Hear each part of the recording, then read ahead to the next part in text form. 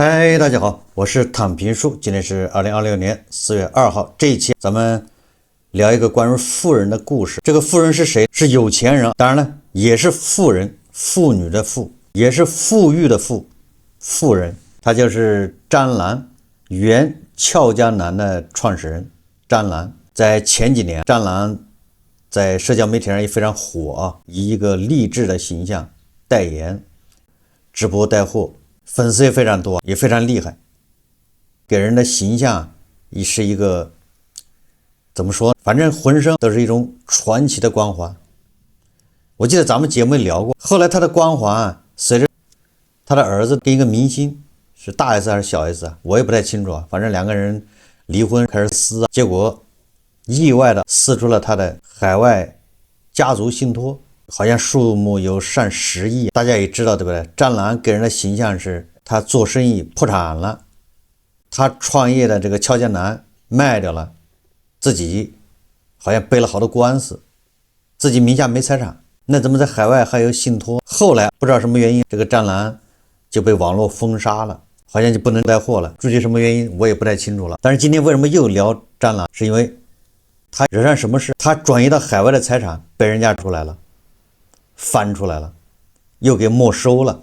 這個《經理人》雜誌3月30號有篇報道，叫詹蘭被判欺詐性轉移財產，價值3000萬美元名畫遭美國法院扣押。3000萬，那就2個億人民幣，2幅畫。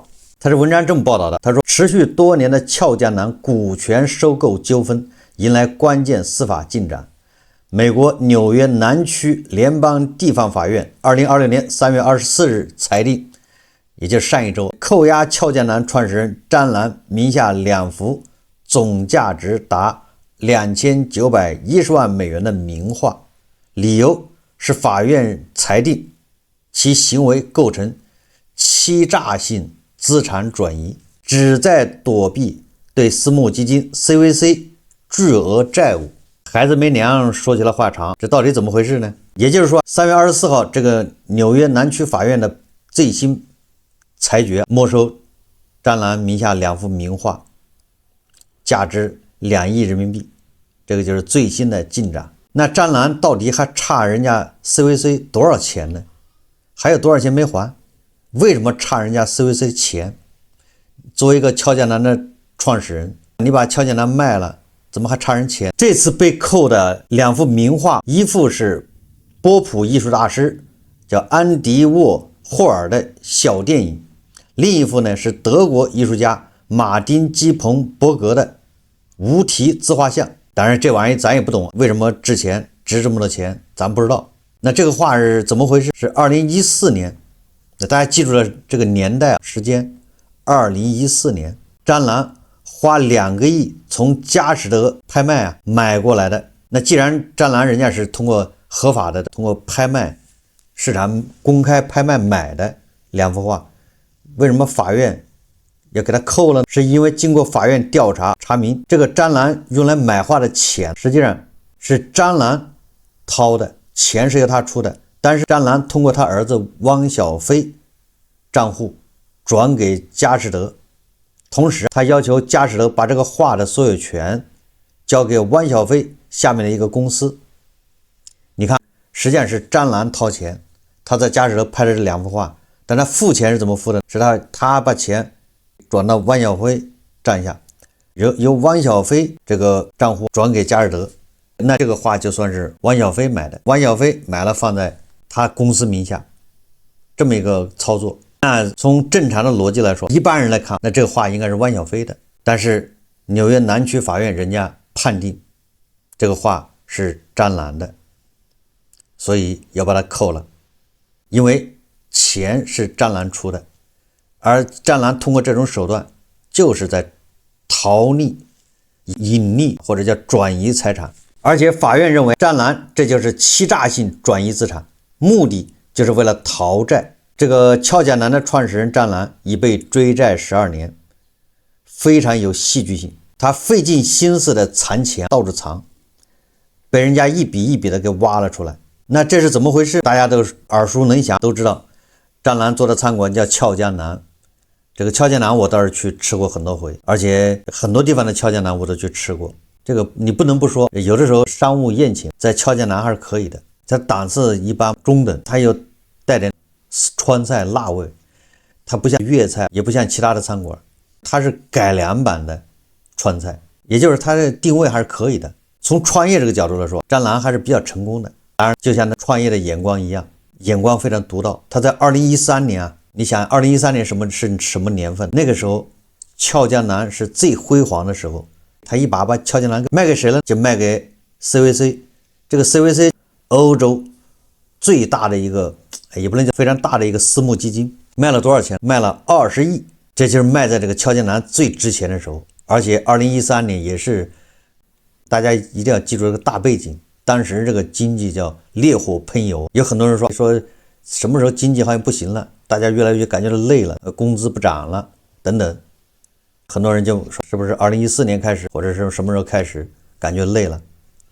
那如果這麼說呢，就是詹蘭踩的這個點兒可以說是非常好。當然了，我看過報道，詹蘭為什麼賣給 CVC， 是因為屢次想上市上不了，這個咱們後面再說，所以他賣給 CVC。而 CVC 花20億就拿到了敲劍南的 82.7% 的股份，那就相當於全拿下了控股，這個可以說是賣了一個非常好的價格，天價。那詹蘭就相當於套現離場，拿了20億，或者是這具體他能拿走多少億，這個不太清楚。總之這個詹蘭是拿了很大的錢走了。那本來說你賣了就賣了，這事不就完了嗎？所有的收購大家一定要記住了，收購是有業績對賭的。我拿20億買你 83% 的股份，是要求你的連續多少年，那個3年又一期的財報必須盈利達到多少，銷售額達到多少，未來你的盈利有多少，銷售額多少，必須要再來3年，這種類似是對賭。關於對賭，王老闆咱們介紹過很多的。那麼詹蘭這個敲劍南也應該是有業績對賭的。CVC 一接手之後，麻煩就來了。發現敲劍南所有的經營數據斷崖式下跌，是所有的數據 CVC 就覺得納悶，經濟環境沒有變化，什麼餐飲行業沒有變化，具體到敲劍南什麼菜市、廚師、門店管理模式都沒有變化，怎麼收入就急劇下降，斷崖式下跌？那這個 CVC 他就要調查到底哪兒出毛病了。結果一調查發現，詹蘭在賣他的敲劍南的時候就有非常嚴重的財務造假行為，有5大類。第一就是用假流水、重複入賬等方式虛增很多收入。第二就用少計或者不計成本、隱瞞虧損門店等方式，這不就做高了利潤嗎？和淨利潤。第三個就是翻台率、上座率、人均消費這些核心數據統統造假。第四個就是詹蘭還隱瞞了很多欠款和罰單。第五個更狠的是門店數量還造假。也就是他沒有那麼多門店，他偏說自己有多少家門店，實際上有很多門店已經關了，就把關門的門店也給算進去了。通過這些數據造假，讓這個敲劍南的估值就增加了1倍。那這些 CVC 不就被坑慘了嗎？因為海外的私募基金，人家錢不是他自己的，他那個錢都是募集來的，募集來人家給最終的投資者要，比如年化10%、20%、30%的這種收益，而且一般的私募基金它還有槓桿，它有夾層，它有優先級，這種槓桿設計，所以說你給它坑個10個億，估值高了1倍，那麼這個 CVC 就賠慘了。因為 CVC 的錢它也是募集來的，到期還給人家兌付。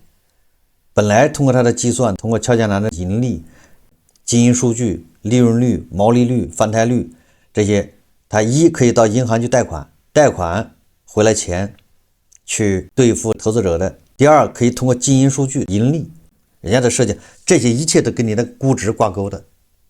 結果你估值這個放大了1倍，虛假的，那導致人家 CVC 這邊他的錢就接不上，也就是 CVC 這20億收購 83% 的股權一下瞎了，掉坑裡了，就相當於被騙了。但是你想，這個 CVC 可是歐洲老牌的一個基金，人家能吃這個眼前虧嗎？所以說，從2015年開始，也就收購了第2年，那 CVC 就開始到處告這個詹蘭，申請國際仲裁，指控詹蘭財務造假和欺詐。2019年，這個裁決最終出來了，5年以後，詹兰要賠人家1.42億美元，也将近10亿人民幣。最主要是因為是在香港仲裁的，那咱们這邊的最高法院也認可了香港的仲裁，那也就是板上釘釘，你跑不了了。香港的仲裁那是你到美國到英國也得執行，內地的高院也給他裁定了一樣的，那你在內地也跑不了。所以說插翅難飛，你把錢擱哪兒都沒用，都會被執行。所以他就2022年開始 CVC 就開始在全世界追着詹蘭要錢，挖他的財產，看你放在哪兒。因為你20億收購你的股權，他應該有不少錢的，花哪兒去了？總會形成資產，你不會花掉了，你說把它吃掉了，不可能。你買飛機在哪兒？買房子在哪兒？在誰名下？買了黃金擱在什麼地方？也就是說，你這麼一大筆錢一定有地方放。所以說 CVC 人家全球開始追討詹蘭這個資產。那麼根據有些報道，詹蘭從那個 CVC 20億收購83%股權這個交易裡面，實際上他套走了10個億。那麼2014年就是這筆交易剛完成的時候，詹蘭恐怕就心知肚明，因為他知道他業績造假，他知道擔心人家會識破，那個時候他就開始轉移財產了。大家也知道，這個應該是小 S 還是大 S， 不是跟汪小菲撕的時候撕出了他們家有個家族信託嘛，而且信託被擊穿嘛。這個信託什麼時候搞的？這個詹蘭就搞了一個家族信託。一般的來說，信託是可以隔離財產的，就你把錢擱到信託這兒，投到信託，理論上你放到信託這個資產，它就不是你的了。但是受益權是你的，這個信託每年產生收益，那是你的，你是受益人。但是這個信託的財產它不在你名下了，已經到了某某公司或者某某信託、某某基金是在人家名下，收益給你。所以说家族信託起到一個財產隔離的作用，就這麼個意思。但是他怎麼判斷這個信託的資產是不是你的，是不是你名下，主要是看控制，你還能不能控制這個信託。如果你控制信託投向，你還能从这信託取錢，法院就認定這個信託是你控制的，那還是你的資產。好，按理來說，家族信託這個事情是比較安全的，也就是你就欠別人的錢，你信託裡面有多少錢，別人也拿不走，這只是理論上。但是詹蘭他跟別人不一樣，他對信託完全不懂。一般來說，信託成立之後，委託人就是不能動這個信託裡面的錢。但是他把這個信託當成自己的存款賬戶了，他以為是自己的銀行存款，一會兒從裡面拿走幾百萬美元去買房，一會兒拿走錢去高消費。好，這個 CVC 他就拿到了證據，證明你這個信託是你的，你還在控制這個信託，所以 CVC 馬上就去告了，直接起訴說詹蘭這個是假信託，是為了逃債。最後法院居然判認可了這個 CVC 的這個主張，認為這個信託就是你詹蘭的錢，對不起，那就要凍結。所以詹蘭的信託被擊穿，這個我記得我以前節目也介紹過，裡面據說還有5500多萬美元，也就是大概4個億人民幣，結果被 CVC 給拿走了。現在2幅畫也要被 CVC 拿走，詹蘭藏了半天的財產，最後8000多萬美元還是沒有藏住。關鍵的問題是什麼？關鍵問題就是這8000被人家搞走了，他還欠 CVC， 應該剛才不是1.44億嗎？那加上利息還罰息，這玩意是有利息的，那恐怕還欠人家8000萬美元。那這個 CVC 肯定還得繼續深挖追，相當於 CVC 現在追回了一半了。那2幅畫肯定法院要麼把畫直接給 CVC， 要麼是拍賣，畫拍賣賣了多少錢賠給 CVC。但是現在好像名畫市場在縮水，藝術品現在經濟不太好。過去這些名畫藝術品價格暴漲，是跟中國經濟發展有密切關係。為什麼暴漲？你從詹蘭買這2幅畫的動機你就知道了。藝術品它是轉移財產、隱匿財產，那經濟越好的時候，這種行為越多，而且越出得起錢，那藝術品價格就暴漲。大家還記得什麼華誼兄弟的老闆動不動就買藝術品家裡掛，一是為了避稅，2是為了幹啥？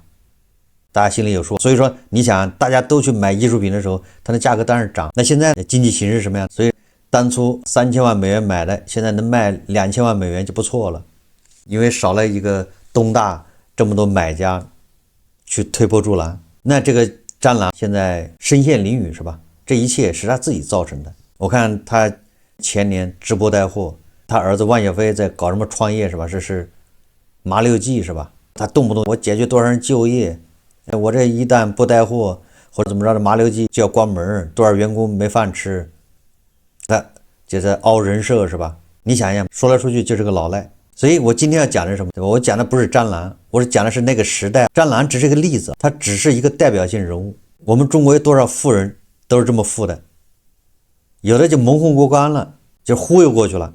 怎麼叫忽悠過去了？我這是舉例子，不是說俏江南就這樣。我舉例子 ，CVC 收了俏江南以後，如果他一稀里糊涂的，他一包裝一上市，而且讓他韭菜一割完，他賺錢了，他也就算了。最後誰買單？对吧？是咱們金融消費者買單。那 CVC 還管這個嗎？反正我也沒吃虧，對不對？雖然我被騙了，但是我不是有韭菜買單了嗎？所以這個 CVC 是不是包裝上市的時候沒過去？因為他買了這個幹啥？他不是要賺錢，他不是通過什麼天天賣菜賺錢，人家是要到資本市場賺錢套現的。到資本市場賺套現，他就得把它報表重新美化，重新去打扮一下。結果報表打開一看，發現這人家已經開了8級美元，這沒法再開了，你知道吧？所以說不好意思，大家翻臉。也就是說，他們翻臉的原因，我覺得背後還有故事，不是媒體介紹這麼簡單。以我的個人經驗，因為作為 CVC 這麼一個老牌的私募，要花20億收購一個資產，難道他不做盡調嗎？他不派人去俏江南各個店去，尤其重要的一些店，他不去走訪嗎？花錢請人去盡調，要不了多少錢，請個第三方機構，你再跟俏江南、戰狼拿出來的賬本去一對比，你不知道有沒有水分嗎？因為這叫陰溝裡翻船。因為這個收購股權遊戲那是人家歐洲，對不對？荷蘭、美國那是鼻祖，你怎麼跑到這兒小陰溝裡翻了船，讓戰狼給耍了？怎麼可能？所以說我個人認為，也這事情，當然了，我不是為戰狼洗地，戰狼那肯定是这老賴嘛，他本來就要欺詐。我說的是 CVC， 對吧？他成為受害者，很有可能就是陰溝裡翻船。他本來他也想去資本市場給撈一把，A 股上不了市，新加坡可以上，港股可以上，是吧？這是第二個是什麼？第二個我在以前節目反覆強調，為什麼你看胡適，他就是不要餐館企業上市，因為被搞怕了。你看 CVC 都被搞了，這個中餐館是最能造假的，你沒辦法去，就是說這個。你作為一個上市公司，你說你讓你監管，你怎麼去監管它？我們中國人的習慣是吧？你去餐館吃飯，要發票的少，大部分人根本就不要發票，而且很多人都是現金結賬。現金當然你說拿手機、支付寶、微信掃，那也是現金，你掃到哪兒你都不知道，反正你就說240，你呱一掃240掃掉了，反正你就走了，只是掃到哪兒你也不管。實際上這個錢很有可能就不要掃到商家的賬戶上。他為了避稅，當然了，如果需要把這個營業額做大，那他就開始虛構了，對不對？我這今天只有8桌，他非說18桌，一桌只有400塊，他非說是1400，那你怎麼辦？人家是可以成批的把數據造出來，你沒法去核實，因為消費者就是這麼消費的這種習慣，你總不能把消費者再叫回來說，問問你是不是掏了這麼多錢，你掏哪兒去了？所以給造假就打開方便之門，所以咱們的資本市場这沒辦法接受。你看中餐館上市，只有個全聚德烤鴨，還有什麼西安飲食，反正就這麼2家，這都是特殊原因上的。以前上過一家什麼餐館，它後來不改成大數據嗎？後來又改成雲計算，現在是幹啥不知道，退市了吧？湘鄂情，我記得中餐館不僅這個不好監控它的財務的數字的真實性，還有一個就是中餐館的業績波動特別大。好，這是資本市場不喜歡中餐館。這也是戰狼為什麼把它賣給 CVC 的原因，對吧？實際上他想上市的，他想把它資本化，搞到資本市場割這個韭菜，但是不成功，所以退而求其次賣給 CVC， 想套現。那我們再說說2013年大時代大背景，那個時候我跟你說啊，有很多國內的企業都這麼幹，要麼自己上市，要麼賣給別人。無論是自己上市還是賣給別人，都在作假。我不能說全部，有點誇張，但是很多標的都在造假。實際上它不值10塊錢，但是他非要把自己通過各種數據造假，造成自己值10塊錢，10塊錢賣給你。但是你說人家花錢買的人也不傻，我花了錢買，我就要求你未來3年你必須保持這個利潤，3年我才能兑付給你錢，一筆一筆的，你的承諾達到了，我才能給你這個錢。但是魔高一尺，道高一丈，各有各的辦法。2013年那個時候資本運作是非常厲害的。我的朋友一個項目就是做遊戲的，就像那個專欄是一樣的，他也被人看上了，資本要收購他，把幾個小遊戲公司啊搞到一起，不就成了一個大遊戏公司嗎？流水、營業額、利潤、員工數都上去了，把幾個小的捆到一起，合併到一起收購，但是要求你的3年業績，人家收购完之後也是要上市的，打包都是資本運作。那實際上誰都想买個好價錢呢。我那哥們为了这個賣個好價錢，那就跟人家對賭，比如今年我的利潤要做到多少，明年做多少，後年做多少，這實際上他做不到怎麼辦？他只能造假，只能請人幫忙，人家賣量給他，這就像流量一樣，把量切給他，買量花錢買，結果他收購失敗，人家給不了他錢，但是他買量，對不對？他為了這個企業正規化還補稅一大堆的，花了不少錢，結果收購失敗，錢白花了，還背了債。我這舉個例子，那個時候這種做法非常多，資本市場非常活躍，什麼股權投資1級市場、2級市場，專欄跟 CVC 的故事是1級市場故事。在那個時候我們做運營的，尤其是做互聯網運營的，剛開始不清楚什麼意思，因為剛開始你的級別比較低，你接觸不到這個核心位置，你只知道晚上突然上面要求晚上12點所有的頁面都跳到某一個指定的頁面，這就是切量，這就是給某個標的的灌量，晚上12點早上8點又切回來。那剛開始不知道什麼意思，為什麼好好的切幹啥？就是好好的要跳轉到別的頁面，時間長了才知道，原來這是老闆他自己又有一個項目要收購，給他切量衝量。好，等到別人把他那項目買走了之後，那量也不切了，對不對？馬上拿到手之後發現原來不行了。這個專欄的俏江南是一樣的，你實體經濟切量還難切，你總不能說我到俏江南吃飯，你把我攔走了，你讓我去別的地方吃，或者我去別的地方吃了，你把我攔到俏江南來吃，那比較難，對不對？移動互聯網那太容易了，你用戶也搞不清楚，對不對？你就點這個美女圖片進來的，你點進來，你以為是上的這個網站，實際上關機給你跳到那個網站去了，你哪知道？反正用戶看的都是一樣的，但是那個网站的用戶訂閱數付費就蹭蹭猛漲，這就導量，說來說去都是不誠信的行為，都是想賺快錢，都是你騙我，我騙你。最終如果我們雙方配合的好，資本化了，上了2級市場，割了韭菜，那我們皆大歡喜，我們誰也不說誰。如果2級市場沒有上成，沒割到韭菜，最終沒有讓金融消費者買單，那1級市場這些人就要炸鍋，因為那損失誰來承擔？ CVC 覺得我上當了，我找你俏江南說我們倆人說好了，對不對？大家都知道什麼意思，你是你自己玩脫了，你上市沒上成，你回頭又找我，你去割韭菜沒割成，你找我。所以從專欄這個故事，反正知道大家對資本市場、2級市場這些貓膩大概一個了解。實際上從俏江南那個事以後啊，你就很少聽到有什麼資本去收購哪個餐館。最近一次就是西貝，有好幾家資本是吧，給西貝增資，實際上我認為這十有八九又被套住了。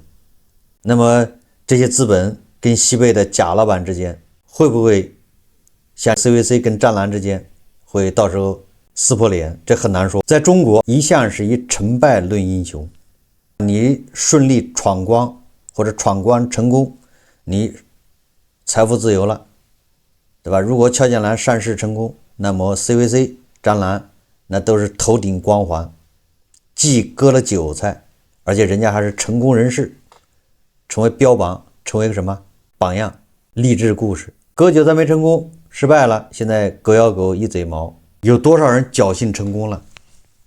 所以說大家對那些所謂的成功打個引號吧，不要迷信，他們背後的故事說不定比專欄這個還不堪。這個恐怕也是我們烈火噴油時代的一個特色，經不起細細推敲。好，這期節目我們就聊到這裡，感謝大家收看。如果喜歡我的節目，或訂閱轉發，也可以在下方留言評論。謝謝大家。